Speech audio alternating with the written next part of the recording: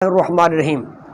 اگر ایک آدمی کا مسجد سے متصل مکان ہے اور وہ اپنے مکان کے اندر کھڑے رہ کر امام کے پیچھے جماعت کے ساتھ نماز ادا کرتا ہے تو کیا یہ جائز ہے؟ یاد رکھیے گا، اس کی دو صورتیں ہیں۔ اگر مسجد کے اندر صفیں اتنی ہیں کہ صفوں کا اختتام اس کے گھر کے قریب ہوتا ہے اور دیوار حائل ہو جاتی ہے، اب وہ صورت میں اپنے گھر میں کھڑے ہو کر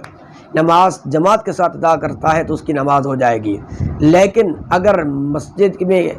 جماعتیوں کا، نماز پڑھنے والوں کی صفوں کا اختتام اس کے گھر میں نہیں ہوتا،